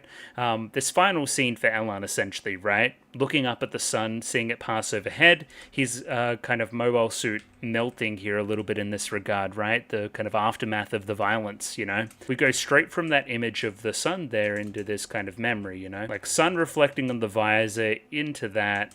See, quick look at his mother there. She almost looks anachronistic where they're living and that kind of thing. She looks like she's from Attack on Titan or some bullshit. Point being, at one point, he had somebody that cared about him to the point where he had like a birthday cake and a birthday. He was considered a human, not a tool. All this other kind of lovely stuff, right? And of course, that mother's kind of visage breaking into Soletta, this only other person that's wanted to know more about me. Not Elan, not my purpose, but me, the person of me, considered my birthday, right? What is in my stars, all that other kind of stuff. Maybe even tying into some of the sun imagery too. The music here is hard carrying in this regard, as well as that kind of audio of the children laughing is kind of playing throughout as well. Again, what happened with Elan in the past will remain a mystery for now, but he did at one point used to laugh. That's nice. Again, really obvious cut here between the mother straight into Soletta, pulling Elan out of the wreckage, out of the darkness and into the light, where he quickly fulfills his side of the stake as well. He confides in Soletta that he did have somebody that cared about him a long time ago. I thought there was nobody, but that wasn't true. Even through the combat that we did and the duel and that kind of stuff, right? Maybe even when our kind of Gundams connected or whatever, as is referenced next episode, it kind of unlocked something in my brain, something that was being kind of repressed. And again, it's all very beautiful because these are the last moments of Elan's life, essentially, right? Or again, this version of Elan. Yeah, he kind of has this cathartic moment where he remembers that he was cared for right before he's disposed of, you know, and isn't that quite cynical? And definitely got a reaction out of me, I'll say. Holy shit. And Miorine, being as graceful as she is, tolerates some minor two-timing between the two, getting close with each other, at least briefly, because again, this is the last time they'll ever see each other. So I think they're meant to show up at 10, and then it's 10 past 10, and he still hasn't shown up. And it's really sad, because Soletta just doesn't know any better. She just thinks that she's been stood up as well, which must hurt. She kind of, you know, shrugs it off, but I'd be hurt by that. I also really like Miorine here, waiting with her, almost like, you know, chaperoning her, making sure that she starts her date on the right foot, giving her a curfew, definitely take over that role of parent here. Very, very cool. So, of course, Bell has some amount of attachment to this Elan as well. You know, he's still of use, he has value, trying to plead with the CEOs not to do what they're about to do. But again, they're profit motivated. They're not going to listen to emotional arguments like this. They reference the idea of a spare. So again, we have Elan, the real Elan, next episode, who has to act as himself for a bit, but we will have another spare there soon. It'll sure, you know, it'll prompt some questions when that Elan doesn't know what this Elan knows. It's going to be like, what's going on there? And of course, you could call it cheesy, but we do the whole happy birthday thing one last time as Elan gets incinerated. Again, as I've talked about, a lot of motifs going into this. The candle burning, the stars, the sun, fire, rebirth, becoming human. All sorts of stuff, all tied up into this. I think it's a really great scene. Yeah, it really is quite a fucked up ending, you know? Like, that frame is killer, you know? Like, she looks so happy. She's so innocent. Damn. Anyway, onwards and upwards with the next episode. We start the next episode with a meeting between Shadik's father, I'm unsure what their group or house is called or any of that other kind of stuff, and Peel group, right? Essentially, Peel just straight up admit that Farak is a Gundam. Interesting. But also they offhandedly remark that Shadik may know one or two things about this as well, maybe heavily suspecting that they've got a Gundam of their own, or at least some kind of equivalent. Yeah, I believe you know a thing or two about that yourself. Interesting. one to watch. Shadik's definitely an interesting character, so any stuff about him I'm keen to learn, I think. So the premise going in is that these two companies will now be working together to figure out what Delling's plan is, or at least get some kind of read off him about what he thinks. I guess ultimately they do get their answer. They see that Delling isn't as staunchly against Gundams as he may outwardly broadcast, right? He is willing to at least start the funding on Miorine's little scheme, which is essentially saying Gundams are okay. Remember, Delling was the main one that was pushing this cathedra agreement or whatever, right? So, like, he kind of has absolute power to do whatever he wants when it comes to that kind of stuff. So if he says that's okay, then that's okay. If Delling is soft giving he's okay for this project, it'll mean that other people in their hidden projects, potentially Shadik and his families, can come out of hiding and be a little bit more open. So again, I want to see what Delling thinks about all this. We're trying to gauge his opinion. Maybe that's what we're getting at there. Some time has passed and Soletta's still thinking about Elan and him not being seen. He hasn't been at school. He's not attending class. He's not doing any of that kind of stuff. He just kind of disappeared off the face of the earth. Weird. And again, that's playing with your mind. You're not cutting the tomatoes correctly, damn it, and you get a fucking watering can in the head for your efforts. This is another opportunity to build contrast between the characters, right? Soletta queries if Miorine's ever been one to care about other people and butt in where they don't belong and kind of make her care for somebody else actively known. And again, she says, no, I've never done that. Never ever. Which again, should be like big flashing red lights to the audience that this needs to change. This isn't a good way to live. It's very cynical, you know? Apparently all Miorine's been thinking that entire time is getting back to Earth. Again, there will be a small interstitial scene where we see something to do with the mother. I'll talk more about that then. Should I do it now? I think I'm gonna do it now. Soft early spoilers for Utena. Like episode 3, I think it is. Which I'll just get up now as a comparison piece, I guess. So this is episode 3 of Utena.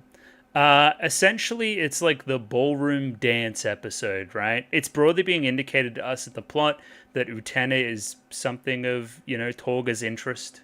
That she is of interest to him. There is also a scheme taking place by Nanami to basically embarrass Anshi, because she's the Rose Bride and she's all very important. She's garnered my brother's attention as well, which I don't like because I'm Nanami at this point in the show. There is this larger scheme involved whereby we're manipulating the characters to go to a certain point at certain times based on powerful characters socially and, monetarily, based on their whims. We're basically being controlled by them. This leads to a scene later on whereby two of the characters say fuck it, and Utena runs down and saves Anshi, right? And essentially this big ballroom dance that's meant to be between, it was meant to be between Torga and Utena, or Torga and Anshi. It's between Anshi and Utena, and it breaks all these conventions and norms and gets a lot of attention on them. It's essentially like this fuck you to everybody for, for this and their whole scheme, and we're not going to play by your rules. And again, you guys should really watch this show. It's really fantastic. But this kind of scene is being very obviously reflected in this kind of episode of Mobile Suit Gundam Witch from Mercury. There is a fancy ball going on.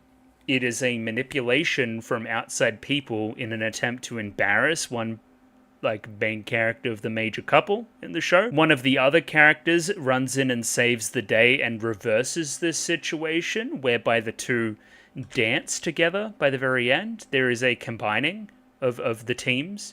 And again, it's all part of other characters' schemes and whatnot, right? There's even ballroom dresses and kind of gowns and the lights and the stage and everything.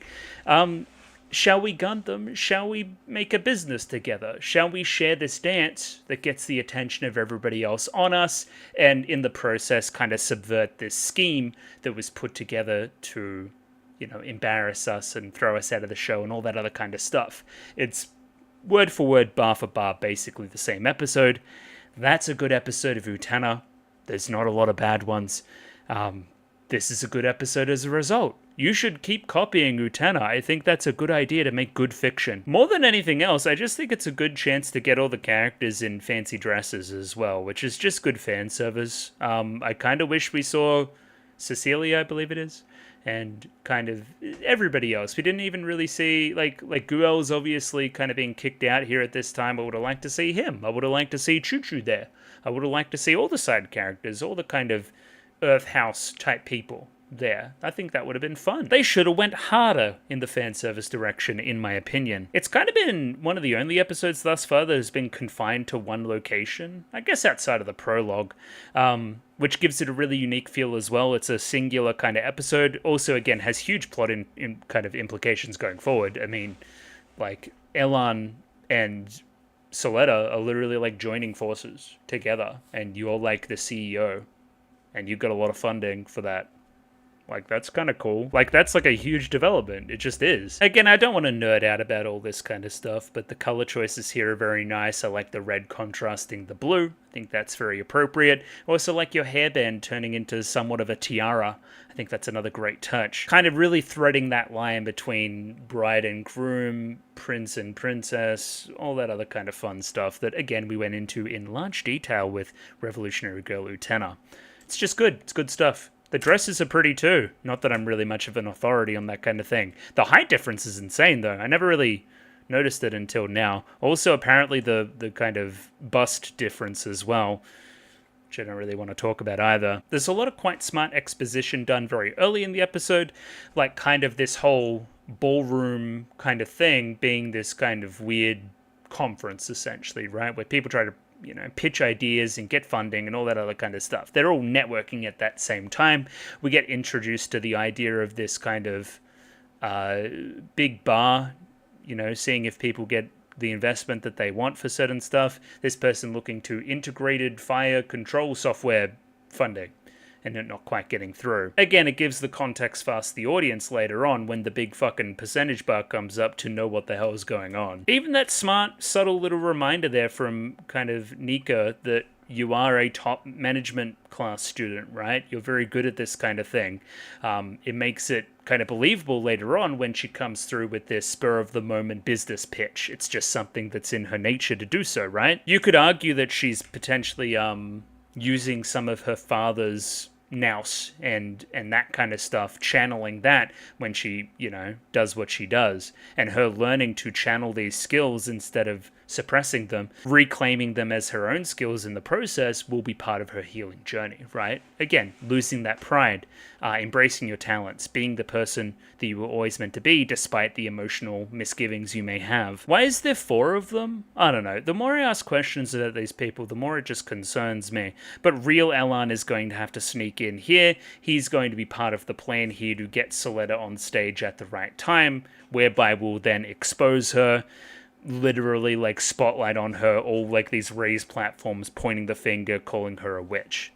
Burn her. Hey, maybe that's something as well, like raising her up on a platform and like tying her in place, essentially. Like she's the witch, point out that she's the witch, she's the one that's like different here, let's burn her, and then somebody coming out to defend her and all that other kind of stuff. That's another angle by which you could look at this for sure. Soletta's the talk of the town, obviously, being the current holder. Everybody's looking at her. Again, it's a lot of Miorine, like, never mind them, behave confidently, focus on me, all that other kind of good gay stuff.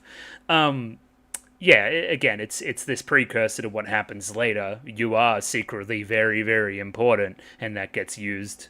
Your naivete gets used as well in that process. Now, Shadiq, looking suave as well, I must say. Looking good.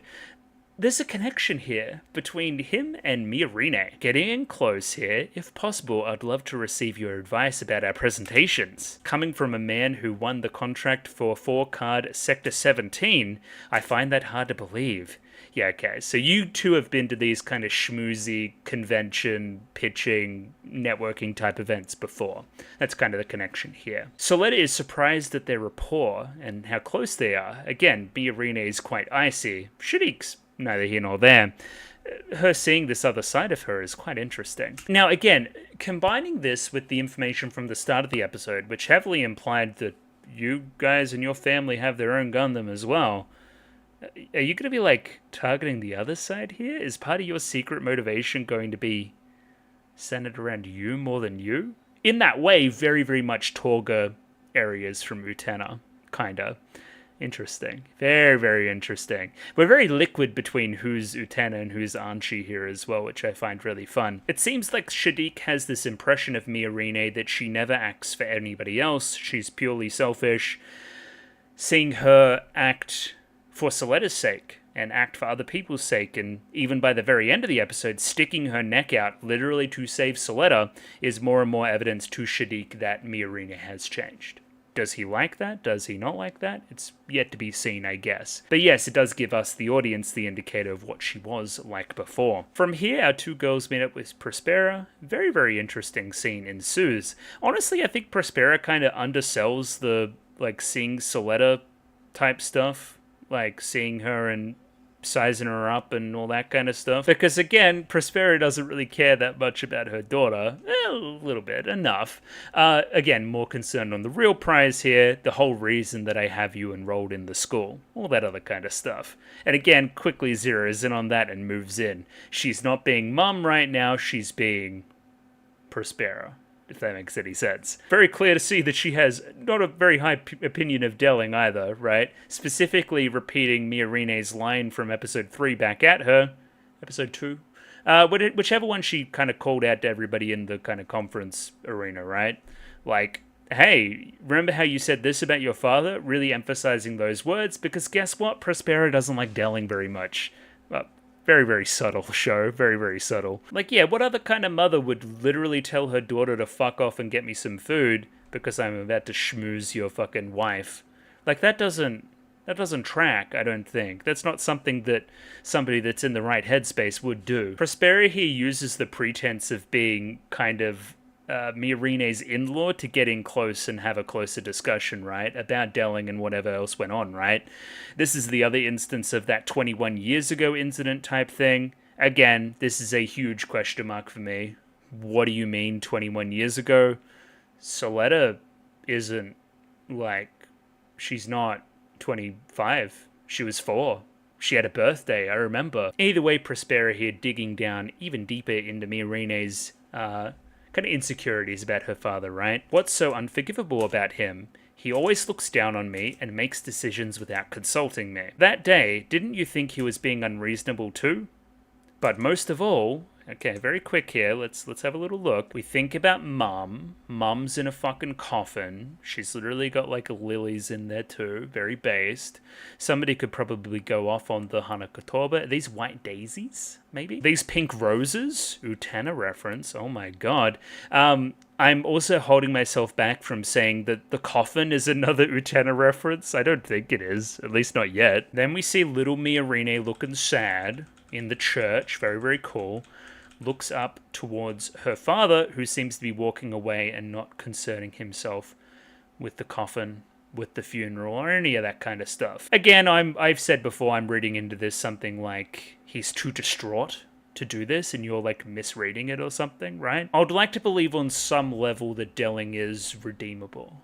As it stands right now, why else would he make the decision that he makes at the very end of the episode, right? To end up supporting your business idea. It's a complete about face. Unless it's always just been about the money for him and he can see money in it. But I don't think that's the case. I think it's more related to you. And then Prospera kind of calls her out. Like, oh, I'm sorry. So that expensive dress you're wearing, the high heels, you can live in the chairman's office rather than a house. You have all these advantages given to you based on your birth. Think about, again, in contrast to Elan, or fake Elan, I guess, right? Who had nothing and was forced into a certain role because he literally had nothing else, right? What Prospera is calling you out to do, right, is use your status and use the advantages given to you to get what you want. Like, hey, you may talk a big game about hating your father, but part of your father is the reason why you can do all what you're doing right now, right? Why you've had the education that you've had, while you're in the circumstances that you are in. Use it. Use your power. That is what Prospera is trying to say here. Again, Prospera has her own kind of schemes here, I think, right? She kind of wants this kind of thing to happen. But it's also good advice. You shouldn't run away. You shouldn't run away from your family lineage and from that power. You should use that going forward. That would be a good idea. Again, it's some trademark manipulation. it even has its own lighting cue, kind of the lighting changing from there to there as she stops talking about the subject. It's very funny. Again, you must throw away that adorable pride if you're going to move forward here, right? Dear daughter of President Delling, throw away that pride that you have of, not liking him and use that. Use him to benefit you. Yeah, and she does. Elsewhere, there are other schemes being put into place. The Jaturks are put in louder in to go kind of target and delay Prospera, and then going to isolate Soletta and basically in front of everybody declare her a witch, declare her a Gundam user. And again, we know her, she's very green, she's very flustered, right? She's not going to respond to that kind of pressure. Even using evil Elan in kind of their schemes as well. It's all just very mean. Looking very suave though, Elan, for sure. Again, and it's very interesting that kind of at the center of this, the whole target is still Delling, right? Like, you open your eyes and you look at him. What are you going to do after we do what we do? It's not just to take Soletta out and take this corner of Peel Technologies out, right? It's to see what Delling is going to do about it. That's the kind of major conceit here, I think. And yeah, quick scene here with Nika as well, where she looks confused, probably by the social setting and what's appropriate and so forth, before getting helped by Shadiq. It's one interaction, but I kind of ship it. I like these two, I don't know. Is that too, ship-pilled? Maybe. In fact, I'm the one who owes you thanks, Nika Nakamura. Yeah, okay, listen. Is she a fucking cop? Is she a spy? What is happening? The way you said that makes me think that you were part of his scheme. Are you a cop? Is she a cop? She might be a cop. Fucking get her out of here. I'm off her. And it's weird. I think from here I'm going to motor through the rest of this because I kind of talked about it at great lengths already, right? Kind of there's this great setup whereby you get cornered by Peel Technologies and need to reveal certain things or are forced to admit certain things, right? You have no grounds to stand on. It's essentially a setup. It's a sabotage. It's another example of, I guess, people using your naivete and your, again, just you're a good person and good people don't thrive in this kind of business. People using that against you. Even that's really fun. There's this small look by Ellard here where he's almost laughing at her sincerity. He can't believe it. That's a really fun little face. That's good. Along with this face here, they're loving the faces. Look how happy she is. Oh my god. How could you lie to that face? Come on now. From here, the ambush begins. Elan convinces Soletta to go out on stage and be part of Peel's presentation. Under false pretenses, we force her onto stage and are able to confront her about certain things. Again, you were the one that recently defeated Farak in combat, right? Isn't that impressive? Fun character moment here for Soletta, though. Kind of overcoming her stage fright, remembering Mia Rine's words in doing so. All very gay, but we do like it so very much. And getting at least a little bit more confident in portraying herself in front of everybody else, right? And we're playing this really inspiring music too. It's it's this perfect setup, I really like the audio visual in this as well. There's some great lighting cues. There's a great kind of setup of this giant screen behind and these kind of huge faces of the kind of quartet on top of Peel, I guess. Kind of being this kind of larger-than-life presence, forcing her to reveal what she wants to reveal, right? It almost feels like Wizard of Oz-esque, I guess. The specific question of the cornering, again, as I've said, is about this special connection that the two kind of Gundams had in space, where you heard his voice more than you ever had. Again, it's unclear what that's still even referring to, but sure. Either way, from here, the trap has been sprung.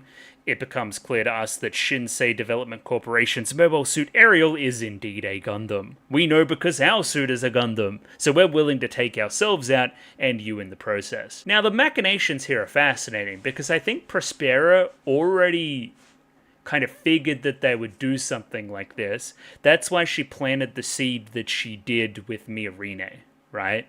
To tell her to use her talents because Mia Rine will be important in the next kind of step here. I think a trap has been sprung, or is going to be sprung on Soletta. I'm going to inspire Mia Rine in my own way into acting. Yeah. Prospera, I think, is pulling some strings here. But again, the level on top of that, which I have also talked about, is that all of this is just to get a gauge on what Delling even thinks. Because again, he's the guy on top of all of this. He's the king in town, it's just fascinating, the kind of levels to the politics here. I think it's very cool. And again, our protagonist sitting at the very bottom, not considering any level of this, being kind of really, really dumb and naive in the process. I just think it's very charming. It's a charming perspective for the show. Like, ultimately, what will be rewarded in the show? Will it be this kind of stuff, or will it be your earnestness and your real emotions in all of this, you know? What's going to be the kind of happy medium that we come to by the very end? I really like sleazy, evil Elan playing his role in all of this, being this kind of perfect actor on their stage. I think that's all just very sweet as well. Kind of the Jaturk House and their kind of involvement here as well. Almost using this as revenge for Prospera's blackmail earlier in the show, right? Let's get one over on her. Let's have Lauda down here in the kind of basement kind of corner Prospera and don't let her come out here and explain away Soletta's kind of stuff for her, right? Like, let's corner her and make sure that she doesn't interfere in the rest of our plan, you know? And again, all of this being framed in almost kind of a petty revenge for the way that you blackmailed us kind of stuff. Yeah, I just think that's all very fun. That's very cool. From here, Miorine is going to be forced into action, which is very cool for her character, right?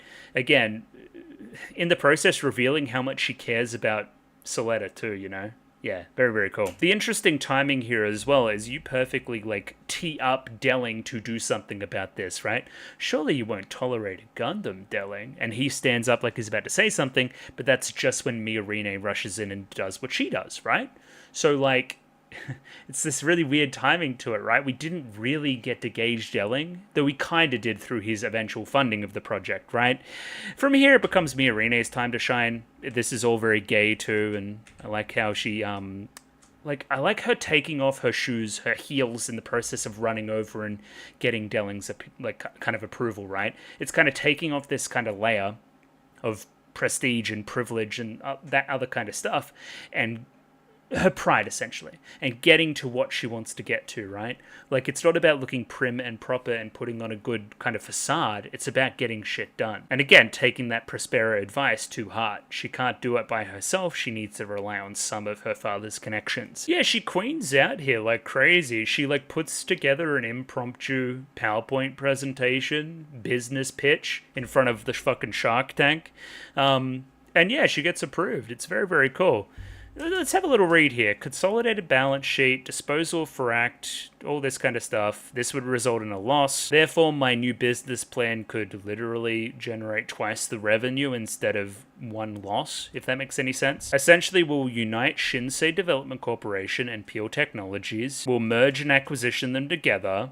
And yeah, they'll be part of, like, my company, I guess. The new company will be called Gundam Incorporated. Like, is she, like, literally, like, streaming her phone and typing as she's doing this shit? She's fucking talented. She's, you know. And again, one of the major goals here being kind of prioritizing pilot safety, which has been, like, essentially I'm creating this company to try to develop Gundams to the point where it doesn't hurt pilots.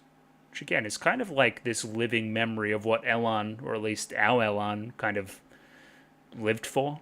So that's kind of fun. Like, this company is kind of springing forth from his sacrifice in a lot of ways.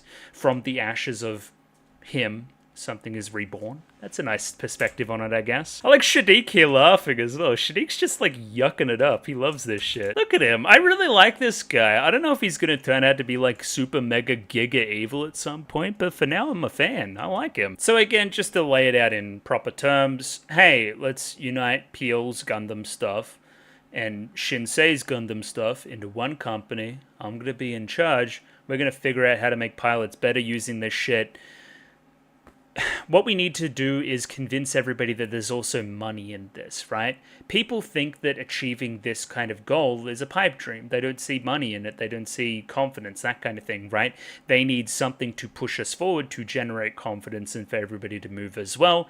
If the president of the company is going to say, hey, yeah, blah, blah, blah, blah, that sounds like a good idea, then we're going to follow suit. I guess, again, this doesn't get any funding on the basis that they think this goal for this company is impossible. In rewatching this scene, this is all quite obvious, right? You have no kind of value. You're not going to generate any value here. You need some credibility to back up your claims if you don't have any actual evidence yet, right? I'm credible, right? this is almost like Delling calling out to her in a lot of ways as well, right?